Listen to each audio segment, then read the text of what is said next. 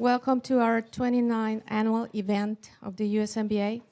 It feels so great to be in Austin, a vibrant city which always is attractive to come. UT Austin, such a great college with a stellar roster of academics and a prominent place among the top universities in the US. As a graduate student of the School of Law, I am very excited to be back in campus.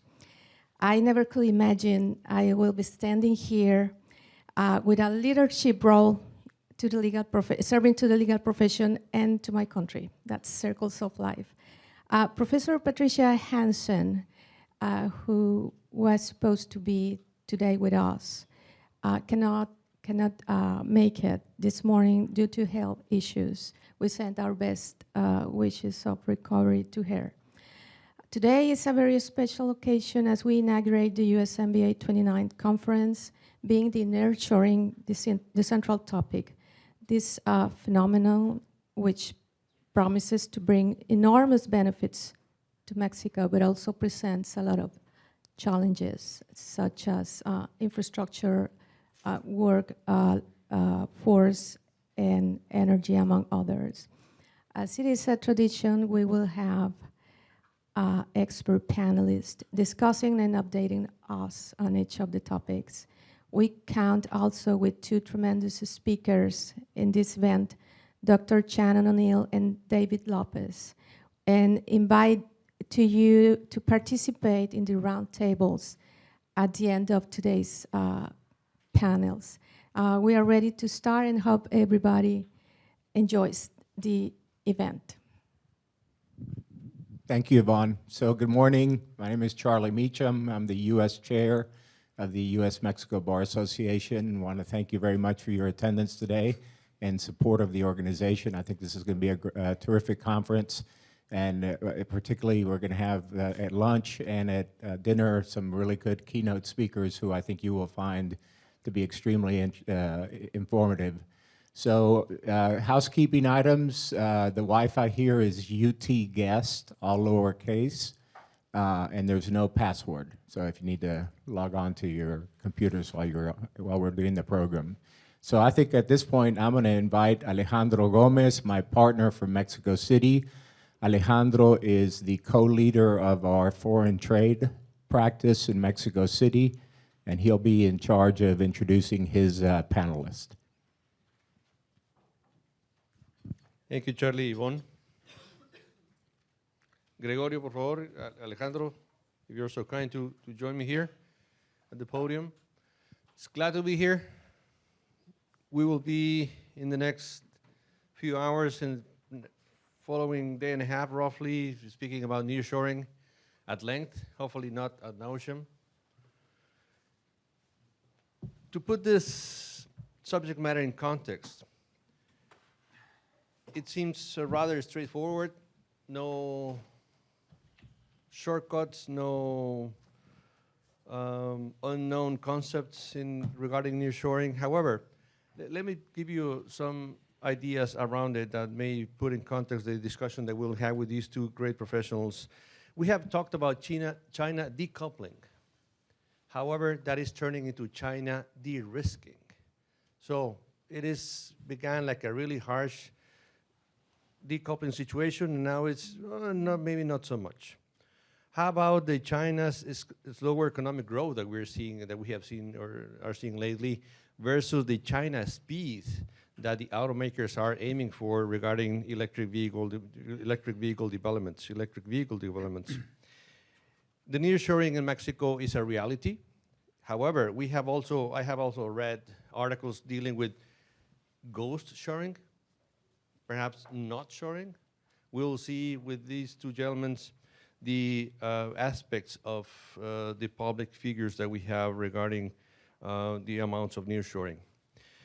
How about the fact that Mexico has a very mature manufacturing labor force versus the fact or the saying that China cannot simply fit into Mexico? How about has to be Mexico right for reshoring versus the China plus one, you name it, Vietnam, some other places, Costa Rica, Colombia. How about as well the USMCA or USMCA Coordinated Regional Integration effort versus every country, every actually large state doing on their own versus a coordinated or a joint effort to attract nearshoring. And lastly, the high energy costs that are available across the country in Mexico largely versus the scarcity of labor in the US. These are different aspects that we will be dealing with in the next few hours, and to that effect, we are very lucky to have Gregorio Canales and Alejandro Delgado with us. Gregorio Canales deals or performs his magic out of Nuevo León. Alejandro out of Jalisco. Gregorio used to be the General Director of Foreign Investment for the government of Mexico. He was also Undersecretary of International Trade for the state of Nuevo León. During his tenure, the state incremented very significantly the foreign direct investment into the state. He was in charge, as he mentioned a few minutes ago, outside of while we were having coffee, he renegotiated the terms for the agreement or the investment agreement for the Kia Motors investment in Nuevo León. Alejandro Delgado is the principal partner for the direct investment advisory at J. del Rio, and we will have his presentation in a few minutes. He has led over 400 direct investment projects for global companies. He used to be as well the Undersecretary for Foreign Trade for the state of Jalisco. He's an attorney from the Universidad Autónoma de Nuevo León. He has a master's degree from Georgetown and Stanford. So gentlemen, please take it away. I think, Alejandro, you will be doing the honors. Yeah. Please feel free to stand up. Thanks. As you requested, your presentation is available. Thank you. So good morning, everybody. Pleasure being here. Almost in a law school again. Which is so great. It brings me so many memories. As I was walking the law school, because as I arrived, I thought this center was in the law school, but it is not. So anyway. So thank you, everybody. Alex, thanks for the invitation, and thanks for being with you. So this is the one that will control this. So I guess I just wanted briefly 5 minutes of what has happened that has led us to where we are in this quote-unquote nearshoring trend, mega trend, if you will. So for people like ourselves, like maybe most of you, and especially people like my colleague and good friend, old friend, we've seen nearshoring for almost 15 years now. I guess the new thing that is happening is that we have nearshoring coming from China, which is very unusual. I mean, we have in Mexico close to 400 projects coming from Asia, and many of them coming from China. We were competing with China, and now China is frantically moving into Mexico to source mainly the US. So why is this happening? I guess we need to first look at this graph. I love this graph. We follow this graph. By the way, I don't practice law anymore. I've been into the economics and finance things of investment for over 25 years now. So you will see more graphs like this. So what has happened? So this is published by the Bank of New York. The Bank of New York follows what is happening in the global supply chain, okay? So it's very interesting to understand what is happening that builds up this graph. But what you're seeing here, these are, every time that the graph goes, the line goes above the zero line, it's that it's having stress at some point. The first big stress that we saw in the global supply chain pressure index was with Brexit. Brexit brought it to this disruption, these numbers, these positive numbers. But then COVID, the war, and other things that you'll see in just a minute started to bring it to record high levels. Now, when you see a line like this, what's happening is that not only cost, it's rising. but you have supply chain interruptions. And you'll see what happens when something like this is happening. So these are some of the numbers that build up the graph that we just saw, okay? So you have cost of shipping, availability and cost of containers. Look at these numbers. I mean, if you're in the market and you're trying to get your things shipped from China to the port of LA, well, you might not be able. And many of them were not able. You see that. So the red line is the Shanghai-LA route. That's cost. And the other one is the average, is the compounded average for the rest of the routes worldwide. Then you had oil prices. The oil prices not only had an effect on transportation. Just keep in mind that China, out of its 14 million barrels of oil of consumption daily, more than 80% are imported. They don't produce oil. It's not like Texas. So they need it for transformation.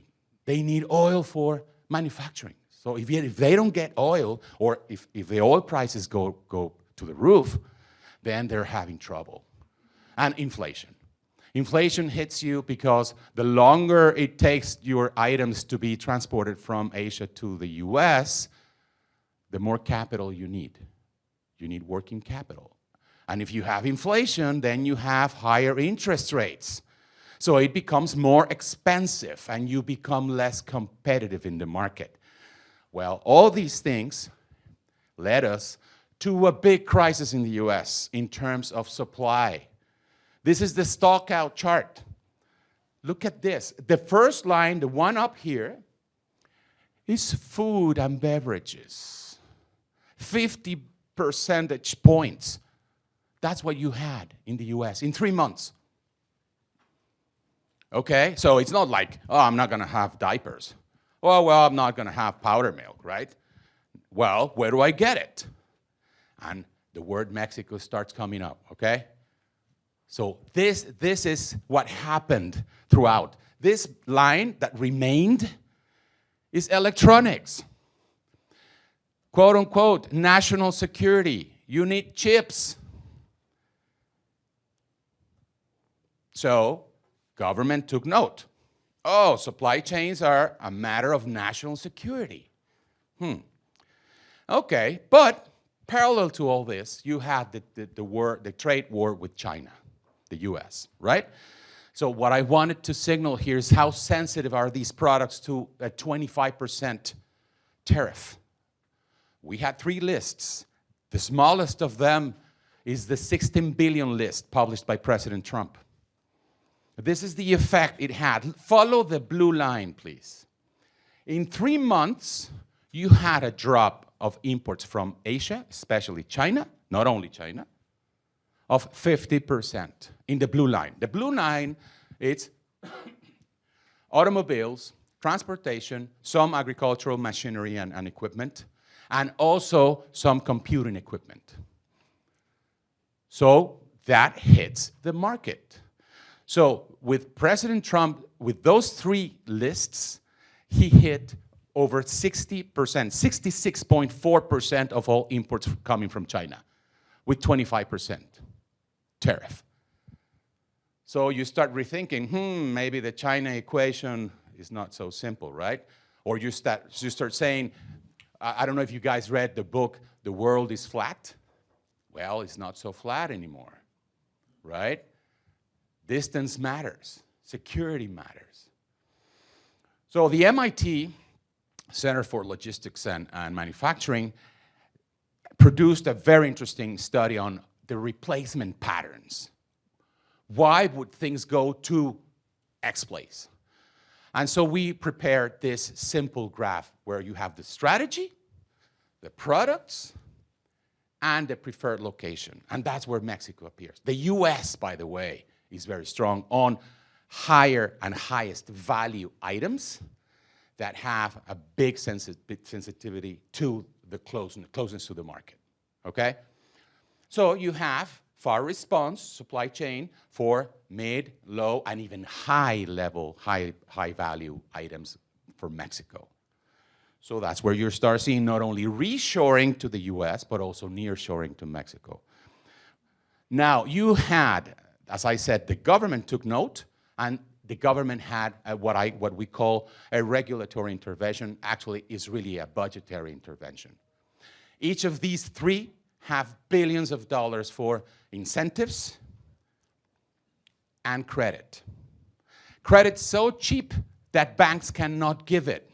They opened an office in the US, in Washington, to request for those so that they could build the rest of the supply chain. So the IRA, which has nothing to do with inflation, it's actually all the supply chain that has to do with renewables. They have 400 billion of incentives, cash incentives, plus a 700 billion line of credit at 2%, 1%, 2.5% annually. So that it's moving the line, moving the needle, aside from the Chips and Science Act with 52 billion, and aside from the Infrastructure Investment and Jobs Act, which has 1.2 trillion. So with that, what I wanted to leave here is, yes, the market is moving. And it's not a trend. It's a permanent move that we will see for the next 20 to 30 years. The structure changed. Decisions are being taken now. So I just wanted to leave that as a kind of a context so that we understand why these things are happening and why we're seeing this. Now, are these turning into reality into Mexico? We'll see that in just a moment. Thank you, Alex. Thank you, Alejandro. Gregorio? Thank you, both Alejandros. I didn't bring any presentation because I knew his and I didn't want to steal the show to my friend. But I would like to do some comments on that. And number one is to put it in perspective, what he said in a larger period of time. The terms offshoring, reshoring, safe shoring, or whatever, they are actually British terms from the military of British, because Britain was an island. So the protected part of the island was the shores of the island. So whatever they did is did offshores or inshores or something like that. Does apply for the US? Yeah, in a way, yes. Although they have to land frontiers in the north and the south, but it does apply. And now it's used mainly for economic and production activities. The first part of it was back in the 1950s, 1960s, in which, because of the increment on demand for products in the United States and the increase in prices, they decided to move some production outside United States, and they call it offshore or offshoring some of this production. The favorite places at that time was, of course, Japan, Korea, Taiwan, Hong Kong, Singapore, probably a little bit of Philippines, but not China. China was in another mood at that time, so they didn't move there. Mexico also share is part on that. And whoever are in the foreign trade of you, well, I don't know if you remember what is called item 806, 807, and 809 of the customs regulation in the United States. But in a simple way, it was like that. You can take raw material from United States to an offshore operation, let's say Korea or Taiwan,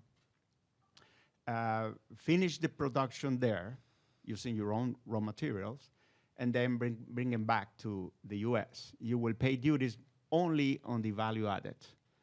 And that was an advantage, really advantage. And that is the starting point of the offshoring of production of United States. And give the market, the United States, very reasonable prices for many products. The obvious ones is garment. Garment is an industry, apart from many others, in which it's very difficult to automatize, to make it a robot to do it, for one single reason. She would like to bring that dress while this other lady have the same dress, and this other lady the same dress, and this other lady the same dress. It will be terrible. Nobody will buy it. And that's the reason why we cannot automatize it. If we agree on using the same dresses or coats or suits, well, and then we can go ahead and automatize it. Otherwise, it will be very difficult, and it is right now. So the garment industry is an industry that is linked to the top of the evolution to one machine, one person. There is no other way. We are doing some advances on cutting the fabric, on some other things, but at the end, the union of the cutting of the fabric is done by a person with a machine.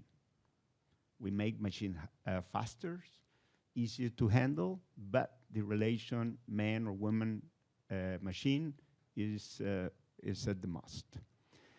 And that needs a low level of wages to happen. Otherwise, it becomes very expensive, and as well as many other things, including some other areas which the economists, by the way, I am an economist, although my friend Alejandro look at me like a lawyer because of the mañas I learned from other lawyers.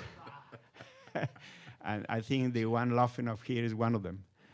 But the economist says that the economy of scale is important, number one, and number two, the cost is important. These was the driving forces of the offshoring of production of the United States. By 2003, if I remember well, China got into the World Trade Organization and become part of the globalization itself, and it started increasing its presence. Just for you to know, 35 years ago in China, there was no billionaires, and there were only 1 millionaire, only one. Right now, China is the second largest country with billionaires, just after United States, and for very little. United States accounts for around 700 billionaires, China 650 billionaires, and China has more than 10,000 millionaires. Those people already savor it, the flavor of money, and they don't want to go back to what they were. But they have a president that is running for a third time. I hope you are not recording this, because if you do, I will deny everything. Recording is in progress. Oh, stop recording, please. The guy is trying to go back a little bit to the communism way, and all of these millionaires, they don't like it. And they're trying to go out. So besides the reshoring, nearshoring, decoupling that it was mentioned already by the two Alejandros here, it is the issue of the new way of visualizing this by the Chinese government. And the most exemplifying act that happened not long ago was the situation of one person, the largest billionaire in China by the name of Jack Ma, owner of Alibaba and Ant Group. They were very close to an IPO in the United States, and is going, was thinking that is going to be the larger IPO in the history of the New York stocks market, with close to $300 billion IPO. But then Mr. Ma, in a conference of investment in Macau, started complaining about the Chinese government. So the Chinese government took Mr. Jack Ma, slapped him in the face, and said, you know what? You're going to go to this little town and start harvesting rice, because it's your duty as member of this communist country. Although they are not going to stop for being the shareholder of Alibaba and Ant Group, but you cannot do that anymore. And this IPO went sour. It went away, it went off, but instead of 300 billion, it was only $27 billion IPO. So you can imagine the rest of these 10,000 millionaires and 650 billionaires, what they think or thought when they saw the biggest billionaire in China be slapped in the face and recruited in a rice farm in central China. They say, oops, I think I'm not going to speak out the way that he did, number one. Number two, I'm going to start moving my money out somehow. And they started doing it. The thing is that the government is controlling the exchange rate and the movement of capital in China. That's why every time they ask me, are the yuan is going to be replacing the dollars? No way. Why? Because the government controls the yuan. So nobody wants to put the money in a currency that is controlled by a foreign government in such a way. So when they start to getting money out and to 500, 600, $700 million to buy a building in New York or Chicago, they start to say, no, you cannot do that. So they had to do it through a more reasonable ways. Which are these reasonable ways? Well, buy land, build a building, and put a factory. And that's what they're doing. Mexico is a recipient of this investment, but it's not the only one. They have been doing it in Vietnam, Thailand, a little bit in India, and of course in Thailand. I'm sorry, in Taiwan. We received some of them, yes. Has happened, yes.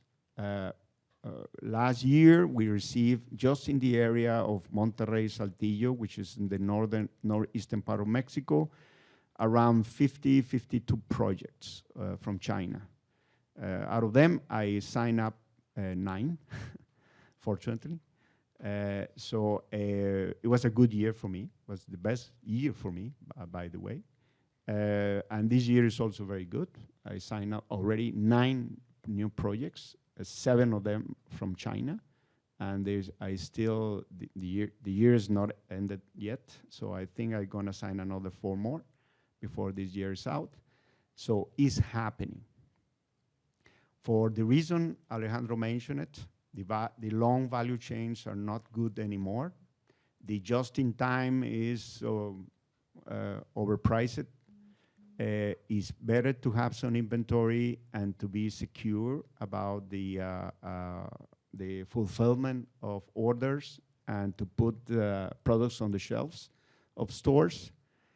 Number one. Number two, the issue of the war and the geopolitical situation between United States and China. When President Biden came to office, a reporter from a local newspaper in Mexico called me and said, do you think that Mr. Biden will cut off the tariffs of product from China? I said, no. Why not? There is no point. I mean, if Mr. Trump already make the consumer of the United States swallow that big sour pill, why Mr. Biden would take it? There is no reason why. He will maintain it, and he will negotiate with the Chinese. And I think they are doing it right now. How they going to negotiate? Well, different issues, like security, like Taiwan, like many other participation with Russia and with India and all that stuff. I think they're going to negotiate, and they are doing it right now. So they are not going to take it. Finally, the other issue is the term, sorry, I wrote it, so that's why I need to check this. Oh, yeah. The other things are what is happening in this part of the world and the economy as a whole. Everybody expected to have a recession. Actually, a year ago or so, you invite me in your event in Monterrey, and I said at that time the interest rate the Fed stated was 1.5%. At that time, I told you the Fed should go to 5%, and some of you put a very sad face, and I said, yeah, I know, but is the easy way to do it. Well, right now we are at 5%. How long does that is going to last? Probably a year, more or less, before they start cutting down. Probably, hopefully by the second quarter next year, they're gonna start cutting down, if inflation does. Does rising interest rates stop inflation from continue growing and diminish it? Let's put it this way. Interest rates act in the economy as a antibiotic. If you use it once, is effective. But if you abuse it, it becomes not effective. So maintaining interest rate high for a long period of time is not going to contain and might lead the country into a stagflation, which is the worst part of the economic cycle. So we need to watch for that. Number one. Number two, there are three elements that are maintain the inflation high, which is the Inflationary Reduction Act, by the way, the CHIP Act, and the Infrastructure Act. Spending a lot of money in the economy are not going to cut inflation. So it is important to reason those elements before thinking on cut inflation. What is going to happen?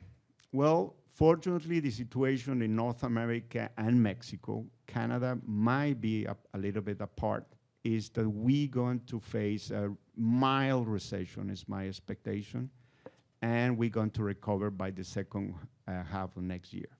So I'm going to leave that, my comments, and probably, I don't know if you're going to make some questions, yes, Alejandro, Gregorio. but I'm going to step there. Thank you.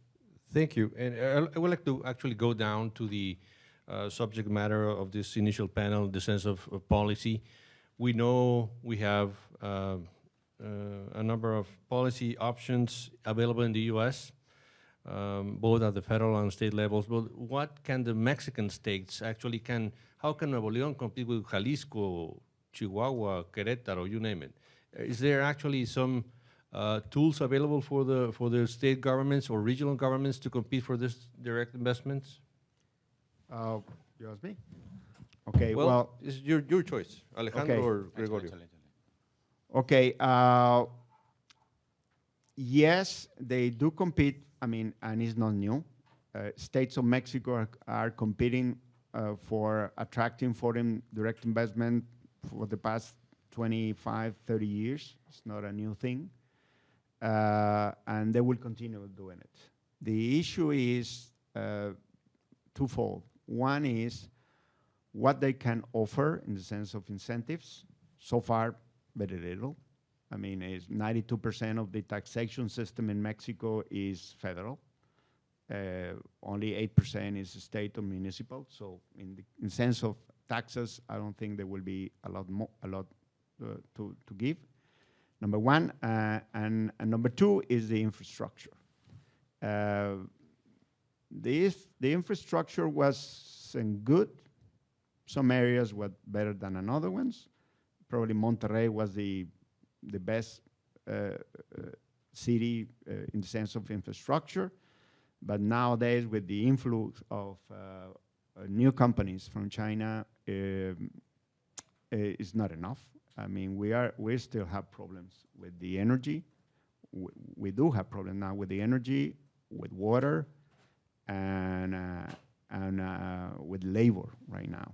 So if the search of new foreign investment continue as it was in 2022 and what is right now in 2023 for the next 3 or 4 years, we're going to have problems. I checked myself even some other areas of Mexico to see if we can move companies over there. I even checked southern Texas, if we can move companies to southern Texas. I found out that there is no energy in southern Texas. It's very little. I mean, oh, that's one more thing. Many years ago, manufacturing garment, it requires around 250 kVA per hectare. That's about 3 acres of land. Now, the new production types of industry that is arriving, it requires about 5 times that much or 10 times that much. So there is no energy available. And we need energy to make that happen. Alejandro, what would you advise a company actually that may contact you, where to go? So, okay, so we do this for a living, right? So we help companies locate. And things are getting very sophisticated, very complicated. The usual suspects are getting most of the investment. And I have the 2022 figures, and you have Mexico City as number 1 with over 10 billion last year. And then you have Nuevo León, and then Jalisco, and then Baja, right? And then you have Guanajuato. So the usual suspects. What happens is that you have all these new investments coming in where you have an inventory of land of less than 1%, industrial land, where energy is becoming a problem, where we're not generating more. And our grid is, it's increasing. Last year increased only 0.3%, whereas demand grew 4%. And then you have natural gas, right? It's not everywhere. And then you have the big pipelines coming from Texas. Thankfully, we're connected to the largest natural gas hub in the world, but there's been some resistance from the federal government to let privates into that, right? So you don't connect to the big pipeline. You need distributors that actually make the network in a city. So you have to look at those things. And then you have talent, workforce. When you go to the same place, all these projects going into the same place, they start generating inflation, labor inflation. And then you start seeing turnover come up. There is a city, Ciudad Juárez, that has a monthly turnover rate of over 12%. That means you will be replacing all your payroll and all your workforce in less than a year. That is a challenge for an investor, where you have to do upskilling, reskilling, which is expensive. And what Gregorio just hinted in a moment ago, where the federal government just stepped out.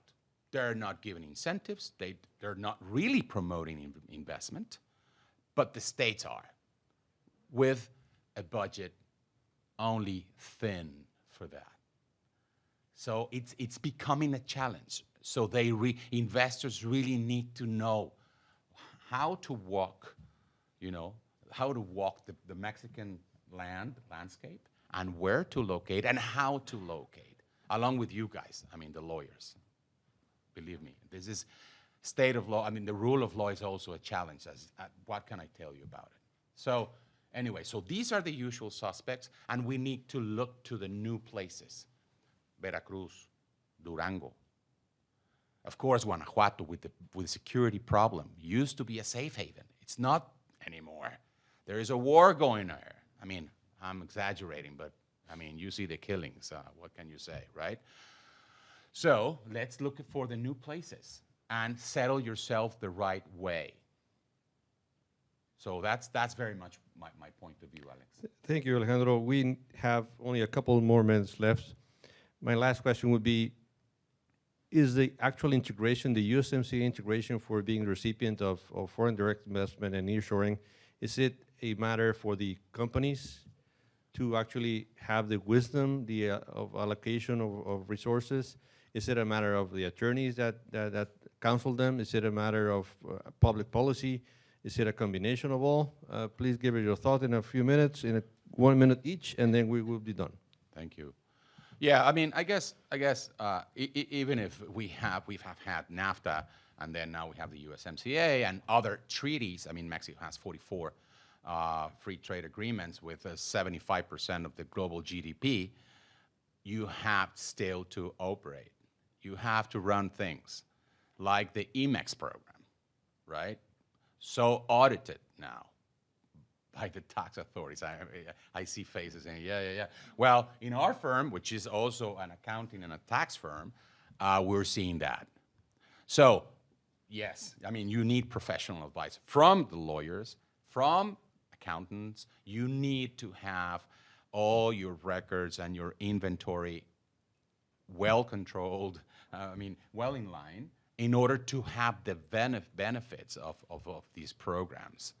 And of course, I mean, the network of free trade agreements are helping, but the new rules that the USMCA brought into some of the industries of new levels of regional content are also bringing new investments that will help, like the car industry going to the 65% regional content.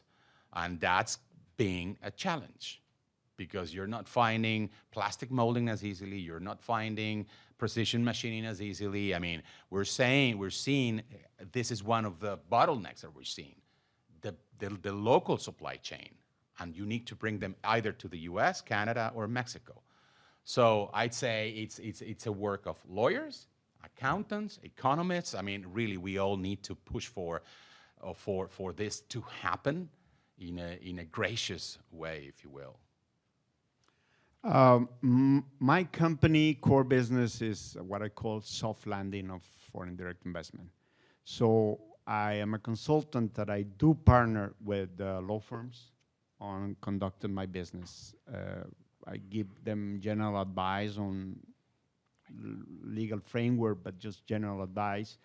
Every time they turn into real, well, let's do it. And then I call one of my law firm's partners, come on, to the table, and you will explain on detail what it's all about.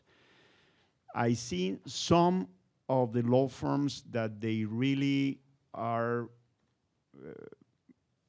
creating a specialized area for foreign trade to take care of these issues, you know.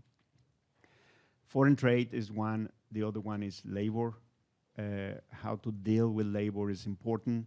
And lastly is, and increasingly, is environmental health and safety, which also are becoming quite critical in Mexico. So, but if a law firm can start specializing on these three elements, it will help me a lot to land new projects in Mexico, because we need it. We need that knowledge that as I said, I bring to the table generalities, general perspective on those areas, but not in-depth service offering.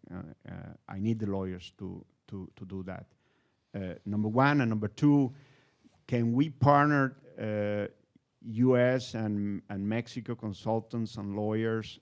Definitely yes, because eventually this is a common market that need to be protected, need to be enhanced, innovated, and we need the collaborative thinking on how to do it. It's not an easy task, but we have to do it, and we have to protect the region as a whole, for now and for the years to come. Thank you.